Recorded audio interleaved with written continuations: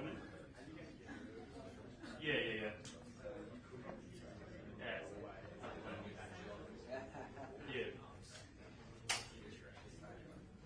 Yeah, no camera in the hallway. Yeah, because I'll get him like and like some cuts of yeah, how many go?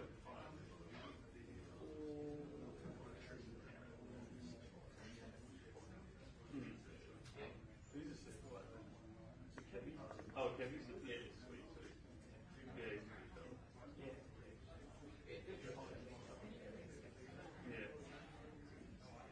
No. Yeah, we get a sense.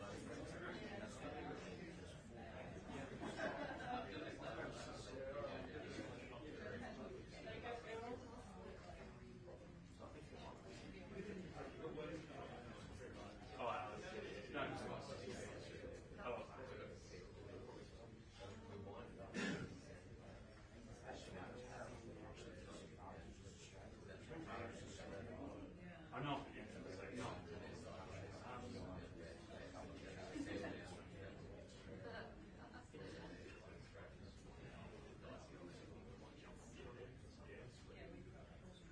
Use it. It's like good answer, yeah. Because it's like, look, he needs to be back.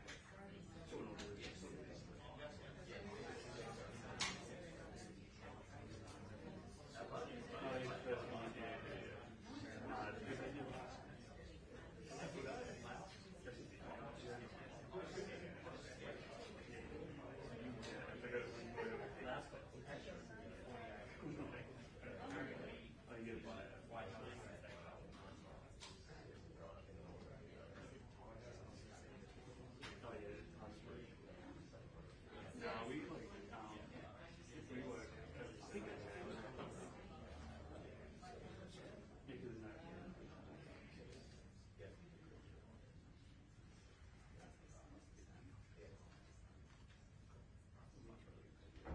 Okay, what has to set the fact sheet out? On email. Does anyone want me to forward it to them? Yes, please. Oh my god. Okay, do you guys have an all group or? Well, it's a long document. Sorry, I'm just going to hang on, let me see if I can. I'll just copy and paste it.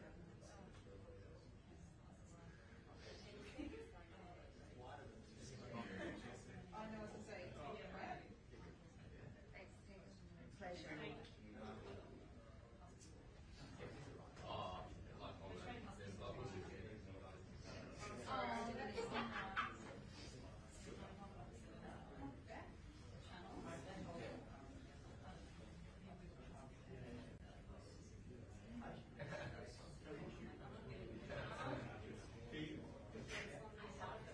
Yeah, I do.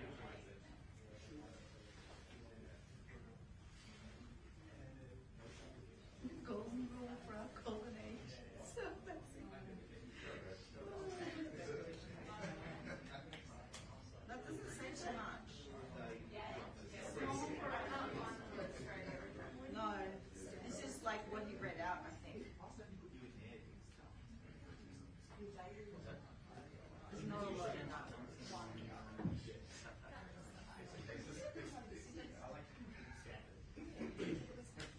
I'll await the next one. Send it.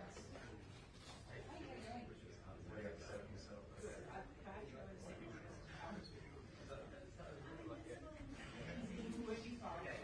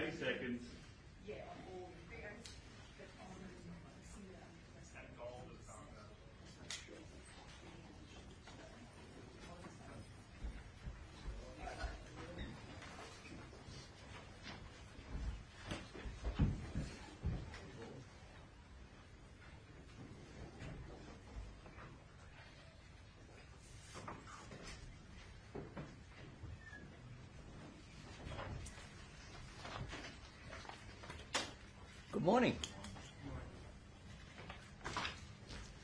The unilateral action that the Trump administration has taken today against every nation in the world does not come as a surprise. For Australia, these tariffs are not unexpected, but let me be clear, they are totally unwarranted. President Trump referred to reciprocal tariffs. A reciprocal tariff would be 0, not 10%. The administration's tariffs have no basis in logic, and they go against the basis of our two nations' partnership. This is not the act of a friend. Today's decision will add to uncertainty in the global economy, and it will push up costs for American households. It is the American people who will pay the biggest price for these unjustified tariffs. This is why our government will not be seeking to impose reciprocal tariffs. We will not join a race to the bottom that leads to higher prices and slower growth. We will stand up for Australia. We will continue to make the strongest case for these unjustified tariffs to be removed from our exporters. Our existing free trade agreement with the United States contains dispute resolution mechanisms. We want to resolve this issue without resorting to using these, as we do support continued constructive engagement with our friends in the United States. Our shared history, our friendship, our alliance, these are all bigger than a poor decision. But the Australian people have every right to view this action by the Trump administration as undermining our free and fair trading relationship and counter to the shared values that have always been at the heart of our two nations' long-standing friendship. This will have consequences for how Australians see this relationship. These are uncertain times, but Australians can be absolutely certain of this. Our government will always stand up for Australian jobs, Australian industry, Australian consumers and Australian values. That is why we've been crystal clear with the United States about what is not up for negotiation. Australia is a great trading nation. 1 in 4 of our jobs depends upon trade. But we'll never trade away the things which make us the best country in the world. The Pharmaceutical Benefits Scheme is an Australian institution, a proud Labor creation that my government has built on. The investments we're making in the PBS mean that life-saving and life-changing medicines, which would otherwise cost people thousands of dollars, will be no more than $25 a script. Under Labor, that will never be up for negotiation. We don't want our health system to be more American, we only want it to be more Australian. The same is true for agriculture. We have made it very clear to the United States that we will not compromise on biosecurity. We will not weaken the measures that protect our farmers and producers from the risks of disease or contamination. Indeed, we've made it a priority to strengthen biosecurity, because one of the things that makes Australian food and fibre the best in the world is that people everywhere know that it stands for quality, it also stands for safety. Another key point was technology. Our government stands by our media bargaining code. We strongly support local content in streaming services so Australian stories stay on Australian screens. And we have no intention of repealing the world-leading legislation that we passed with overwhelming support that set the minimum age for social media at 16. That policy is about what's best for Australian children and Australian parents.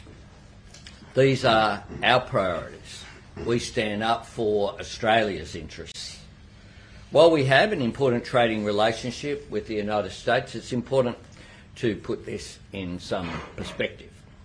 It only accounts for less than 5% of our exports.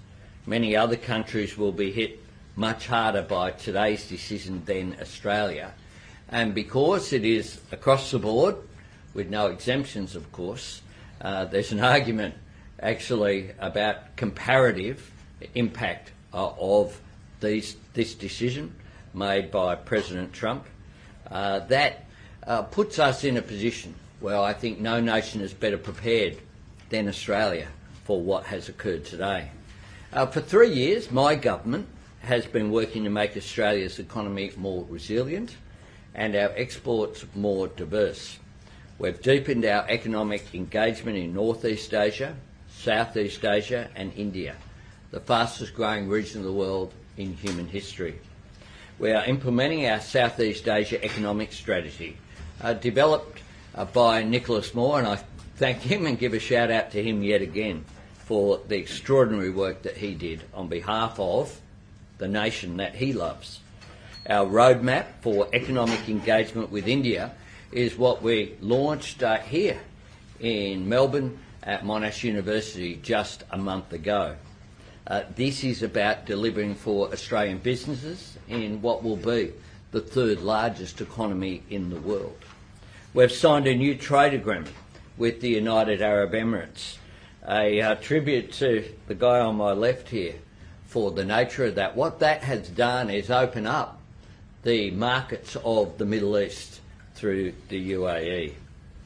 We're boosting exports of Australian beef and red meat, expanding trade with the UK, European Union and Indonesia. And of course we've cleared away over $20 billion in trade impediments with China. Backing local manufacturing with our Future Made in Australia plan. Investing in the skills, technology and energy to make more things here and stand on our own 2 feet. We're building on these actions today. First, we will strengthen our anti-dumping regime to safeguard key sectors like steel, aluminium and manufacturing against unfair competition. Second, we will provide $50 million to affected sectors, particularly through peak bodies such as the National Farmers Federation, to secure and grow new markets for their world-class products. This work will be backed by 5 new business and investment missions to priority markets within the first 100 days of our second term. Third, we will establish a new economic resilience program through our National Reconstruction Fund. This will provide $1 billion in zero-interest loans for firms to capitalise on new export opportunities. Fourth, just as we are already encouraging more people to buy Australian, our Labor government will buy Australian too. This comes on the back of the announcements that I made in Port Kembla, for example, about procurement of Australian steel. But what this means is that Australian businesses will be front of the queue for government procurement and contracts, maximising value for local businesses and the taxpayer. And fifthly, a Labor government will establish a critical minerals strategic reserve. I'll have more to say on this over coming weeks. The world has thrown a lot at Australia over the past few years. We had COVID, the long tail of COVID, and then we had the impact of global inflation. We cannot control what challenges we face, but we can determine how we respond. Australia will always respond by defending our national interest.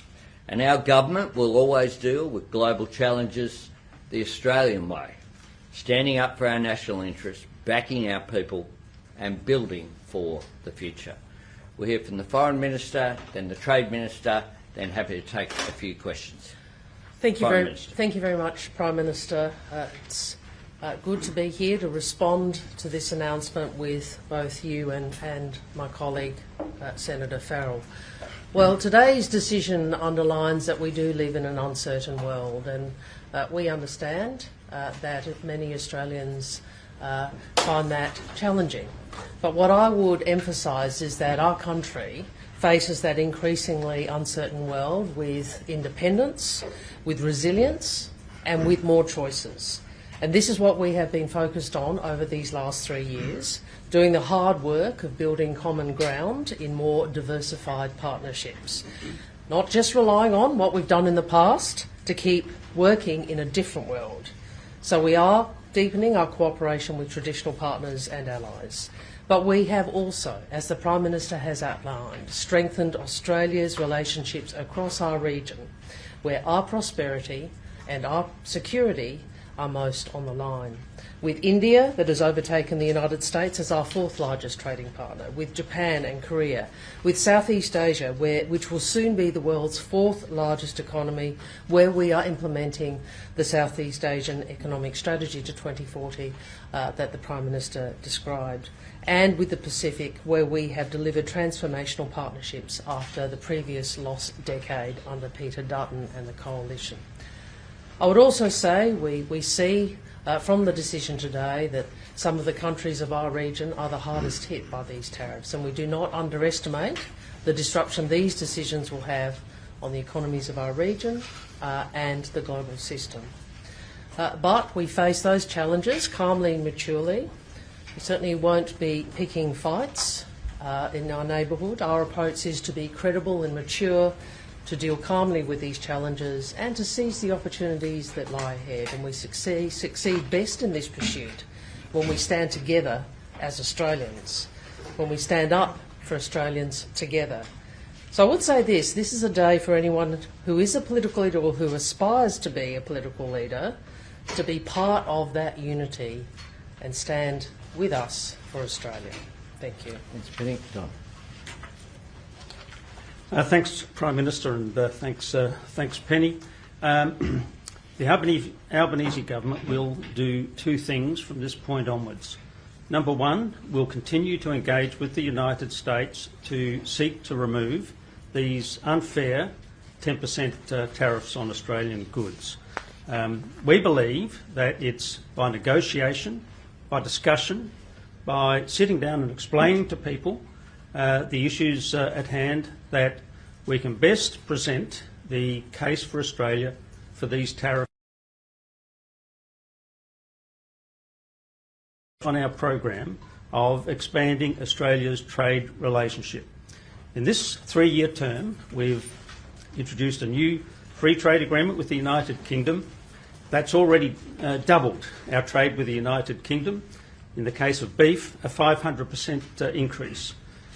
We've established a new free trade agreement with India that's already delivering significant benefits to both our agriculture and our manufacturing sector, and we're on the cusp of another agreement to expand our relationship with India. As the Prime Minister mentioned, we've got a new agreement with the United Arab Emirates. Think of the United Arab Emirates as the Woolies warehouse of the Middle East.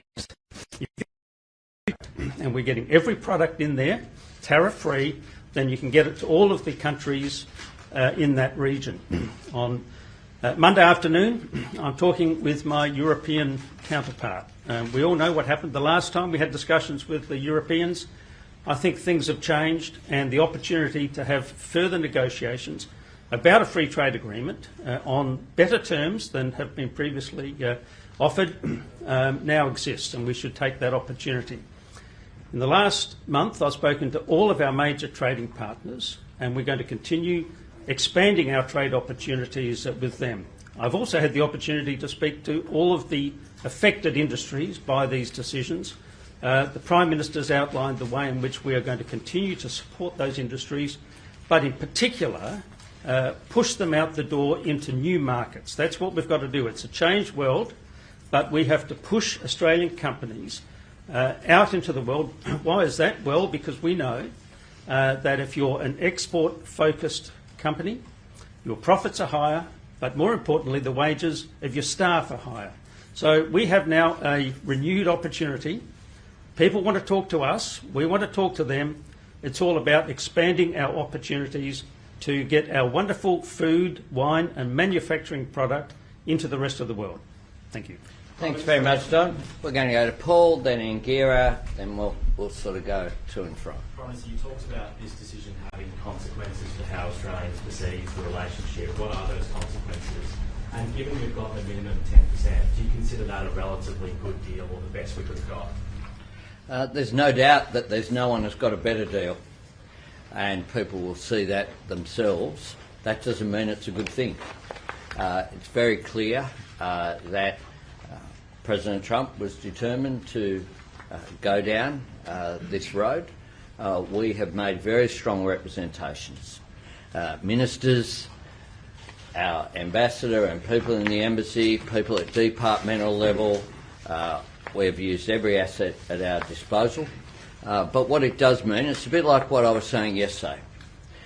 Steel and aluminium, there's not more steel or aluminium being produced in the United States today than there was in February. If you have a tariff across the board that has a comparatively neutral position for imports coming in, and indeed some countries have higher tariffs, Canada for example, which is another major exporter of aluminium to the United States. This position is the minimum is 10%. Norfolk Island, interestingly, is I think 29%.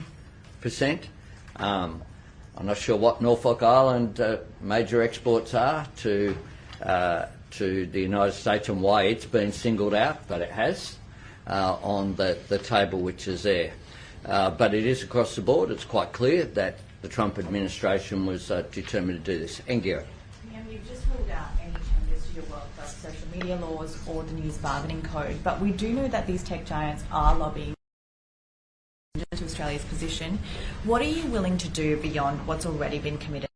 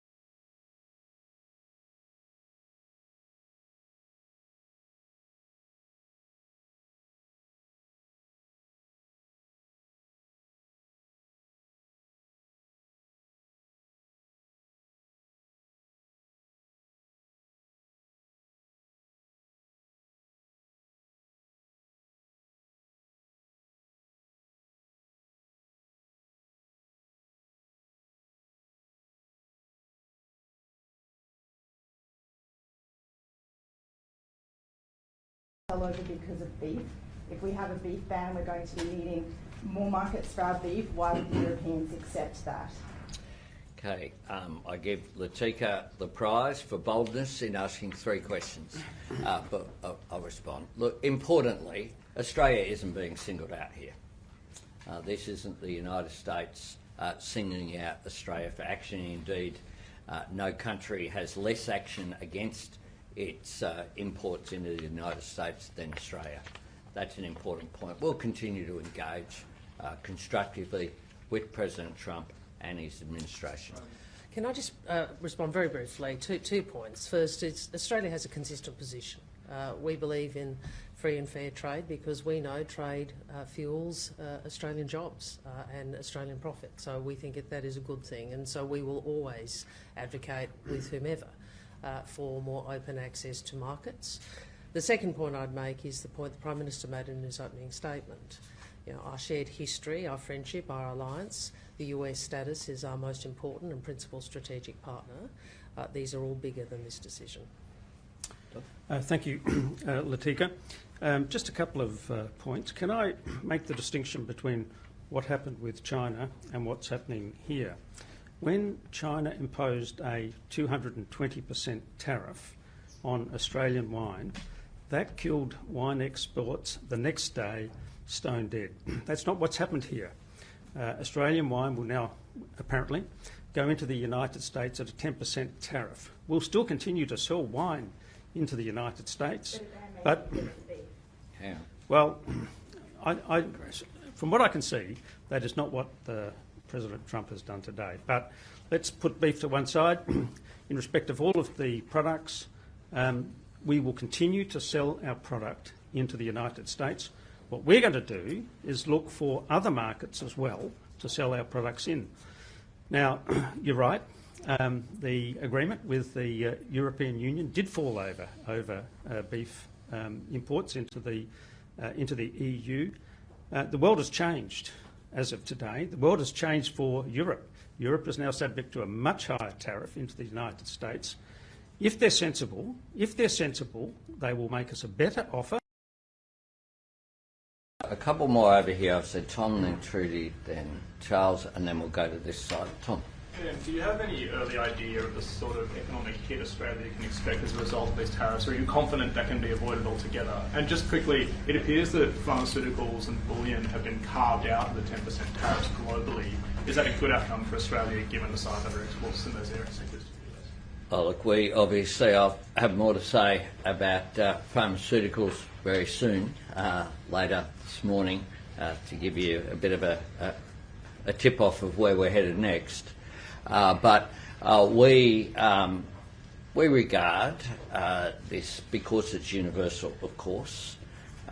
We'll await an assessment. To be fair to us, we, out of respect to you, are standing up less than half an hour after President Trump's press conference.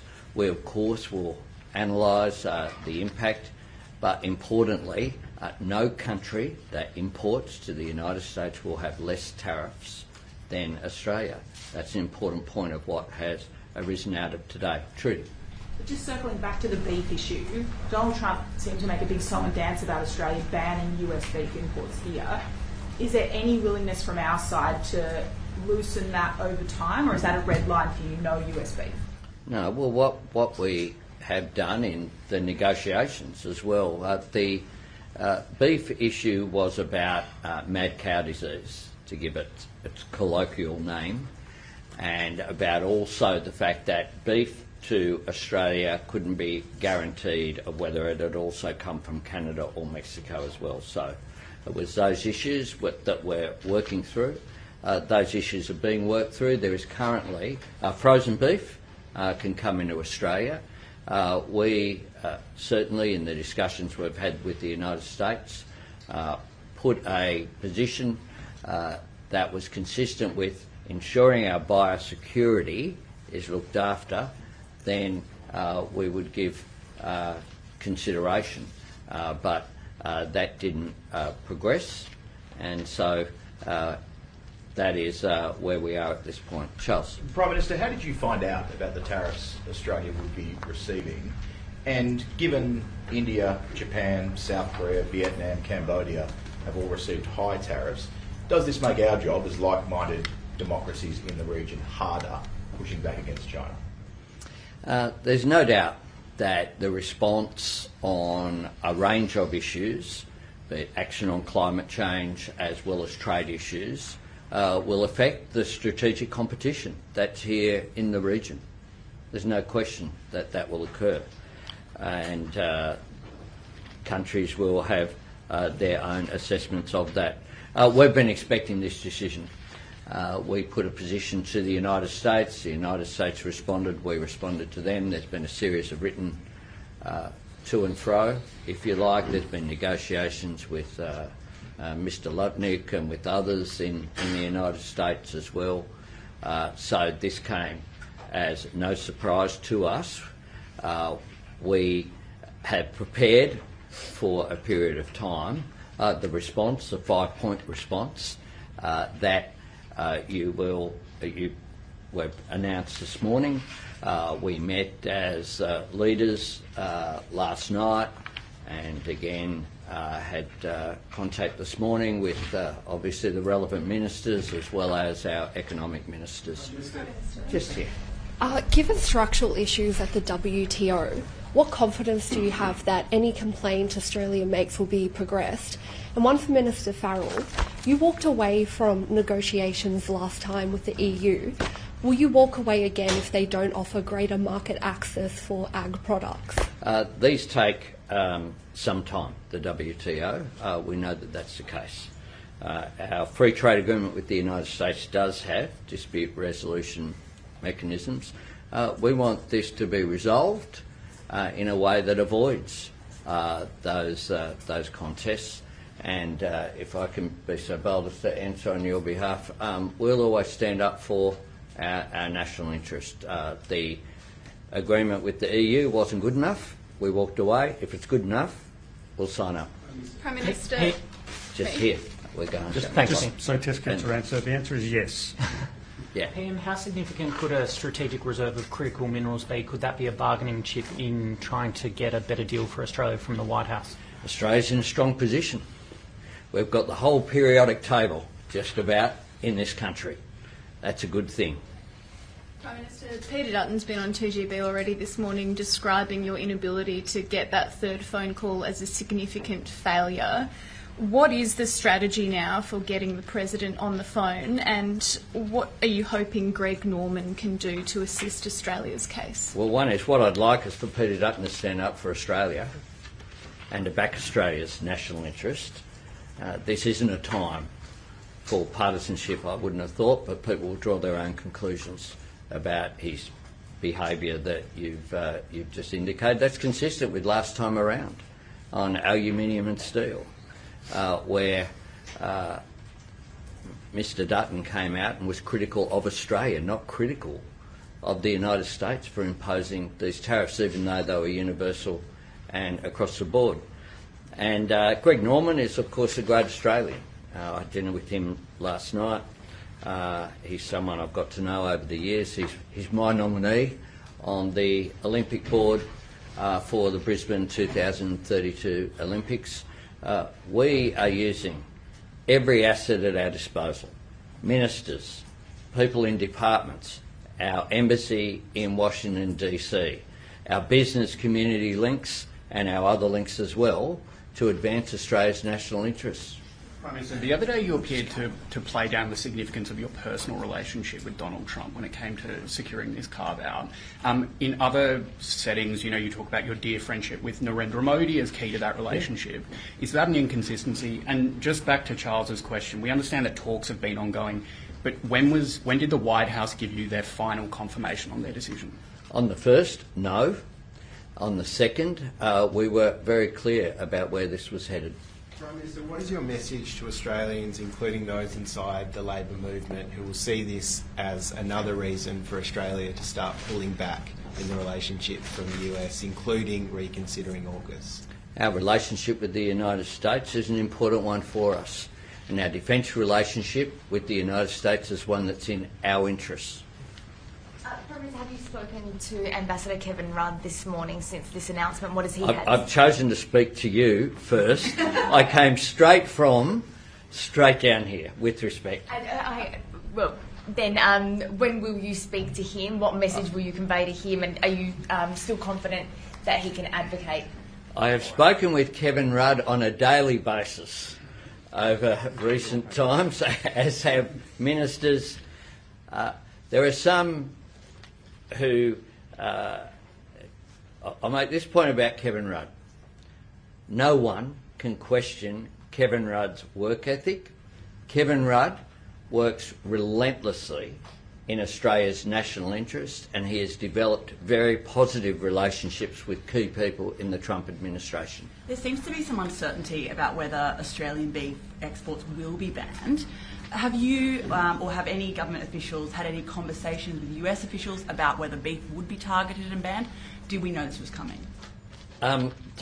We have come straight from, we've given you respect, refer to previous answers, by coming straight here.